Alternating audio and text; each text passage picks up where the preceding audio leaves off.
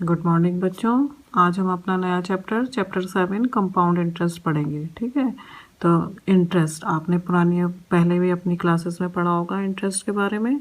Interest हम किसे कहते हैं? ठीक है, जब हम अपना कोई भी मनी बैंक में या पोस्ट ऑफिस में या किसी अदर फाइनेंशियल इंस्टीट्यूट में डिपॉजिट करते हैं और कुछ समय बाद जब हम उसको लेते हैं तो वो हमारे को कुछ जितना पैसा हमने जमा किया था, जितना मनी जो हमने जमा किया था उसके ऊपर जो हमें एक्स्ट्रा मनी भी हमें मिलता है, कुछ बढ़ के मिलता है। तो जो वो एक्स्ट्रा मनी हमें मिलता है उसे हम इंटरेस्ट करते हैं। ठीक है, तो ये कोई भी जो मनी हमने डिपॉजिट किया या बोरो किया, ठीक है, उस पे हमें जो भी एक्स्ट्रा मनी देना या लेना मिलता है वो उसको हम इंटरेस्ट कहते हैं। ठीक है, इसमें आपने सिंपल इंटरेस्ट पढ़ा होगा। सिंपल इंटरेस्ट क्या है? When interest is calculated uniformly throughout the loan period on the original sum, that is called simple interest. ठीक है, कोई भी हमने पैसा लिया या दिया है किसी को, ठीक है, और उस पे जो है जब जितने टाइम के लिए हमने लिया या दिया है किसी को, उस पे जो है इंटरेस्ट जो है वो यूनिफॉर्मली जो है वो कैलकुलेट होता है उस पीरियड के लिए, तो वो हमारा सिंपल इंटरेस्ट होता है। ठीक है, और जो हमारा जो मनी है, ठीक है, वो उसको हम प्रिंसिपल कहते हैं, और जो फिक्स पीरियड जो है वो हमारा टाइम हो जाता है। ठीक, और अगर हम जो है इसी मनी को हम जो है हमने किसी टाइम इंटरवल के लिए जो है हमने फिक्स्ड कराया उसको, और उसमें जो है हमने इंटरेस्ट हमें जो मिला है, हमें क्या एक इंटरवल के बाद जो है उसमें कैलकुलेट होता है। ठीक है, इंटरेस्ट, तो वो फिर क्या होगा, उसे वही वाला जो इंटरेस्ट है फिर वो नए उसमें अमाउंट में ऐड हो गया, और फिर दूसरे पीरियड के लिए फिर से उसमें हमको इंटरेस्ट मिला। तो ये क्या होता है, ये इसको हम कंपाउंड इंटरेस्ट कहते हैं। जैसे हमारा कोई भी हमने मनी जमा करा 4 ईयर्स के लिए किया है, ठीक है, 4 ईयर्स के लिए करा है हमने डिपॉजिट किया है, तो उसमें क्या है, हमें हर ईयर जो है हमें उसमें इंटरेस्ट मिलता रहेगा।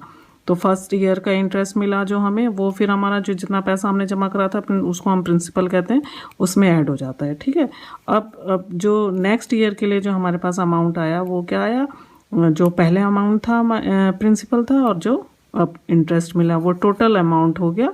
उस पर फिर जो है फिर इंटरेस्ट जो हमें कैलकुलेट, टोटल अमाउंट पे फिर वो इंटरेस्ट कैलकुलेट होता है। तो ये जो इंटरेस्ट होता है इसको हम कहते हैं compound interest, when interest is charge on interest. ठीक है, इंटरेस्ट पे जब इंटरेस्ट मिलता है हमें तो हम उसको कहते हैं कंपाउंड इंटरेस्ट।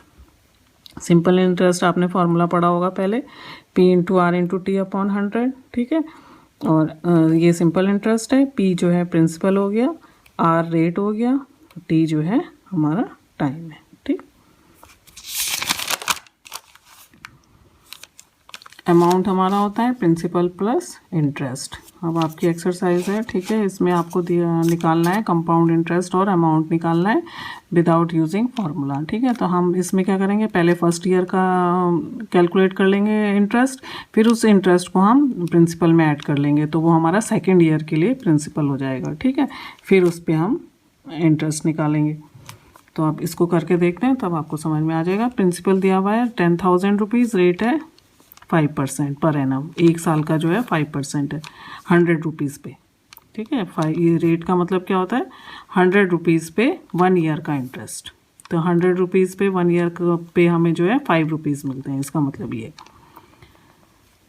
टाइम है 2 ईयर्स, 2 साल के लिए हमने 10,000 रुपीज़ का इंटरेस्ट निकालना है। तो पहले हम निकाल लेंगे प्रिंसिपल फॉर फर्स्ट ईयर, हमारा क्या हो जाएगा 10,000 रुपीज़, रेट हमारा 5% है, और टाइम हम 1 ईयर, क्योंकि हम एक साल का करेंगे। तो फर्स्ट ईयर हमने लिया, फर्स्ट ईयर में हमें इंटरेस्ट आया हमारा 500, कैलकुलेट कर लिया तो 500 इंटरेस्ट आ गया। अब जो सेकेंड ईयर के लिए 2 साल का निकालना है हमें, अब सेकेंड ईयर के लिए क्या करेंगे, कितना अमाउंट हो गया हमारे पास 500, तो ये मिल गया हमें इंटरेस्ट का, और 10,000 हमारे पास पहले था, तो टोटल अब हमारे पास कितना जमा हो गया 10,500।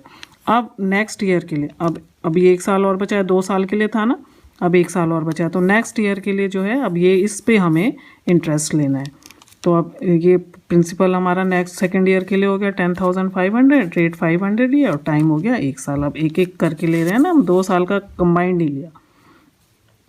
अब निकाल लिया हमने, तो ये 525 इसका इंटरेस्ट आ गया। अब ये इंटरेस्ट किस में उड़ेगा, जो सेकेंड ईयर का हमारे पास प्रिंसिपल था उसमें ऐड कर देंगे, तो ये टोटल हमारे पास अमाउंट आ गया 11,025 रुपीज़। ठीक है, अब हमें कंपाउंड इंटरेस्ट निकालना है, तो कंपाउंड टोटल जो अमाउंट आया उसमें से हम जो हमारा प्रिंसिपल था उसको हम माइनस कर देंगे, तो हमारे पास कंपाउंड इंटरेस्ट आ जाएगा, ये आ गया 1025। ठीक है, इसमें हमें कंपाउंड इंटरेस्ट निकालना है, यानी इंटरेस्ट पे इंटरेस्ट हमें लेना है, तो हर एक एक साल का हम निकालते चले जाएंगे। अब जब सिंपल इंटरेस्ट निकालते थे हम क्या करते थे, डायरेक्ट 2 ईयर्स का हमने निकाल देना है, उसमें इंटरेस्ट पे इंटरेस्ट नहीं लगता, तो वो डायरेक्ट हमारा निकल जाता था। अब कंपाउंड इंटरेस्ट में हमें क्या करना है, हर ईयर का हमें अलग अलग निकालना है और फिर उसको सॉल्व करना है। ऐसे सेकंड क्वेश्चन में भी है, इसमें प्रिंसिपल 20,000 दिया हुआ है, रेट 81/2% पर एनम दिया हुआ है, तो इसको हम चेंज कर लेंगे, तो ये 17/2 आ जाएगा। फिर फर्स्ट ईयर का निकालेंगे, फिर सेकंड ईयर का, फिर थर्ड ईयर का, तो इसी तरह से हम निकालते चले जाएंगे। ये हमारे पास अमाउंट आ जाएगा लास्ट में इतना, और कंपाउंड इंटरेस्ट हमें निकालना है, तो अमाउंट में से प्रिंसिपल को माइनस कर देंगे, तो हमारे पास कंपाउंड इंटरेस्ट आ जाएगा। इसी तरह से आपको ये सारे क्वेश्चंस करने हैं।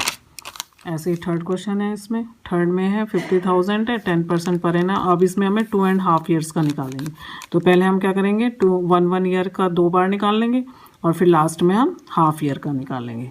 ठीक है, फॉर्मूले से ही निकालेंगे। ऐसे ही फर्स्ट ईयर का हमने निकाला 5,000 आ जाएगा, फिर 5,000 को 50,000 में ऐड कर दिया, तो टोटल प्रिंसिपल आ गया सेकेंड ईयर के लिए।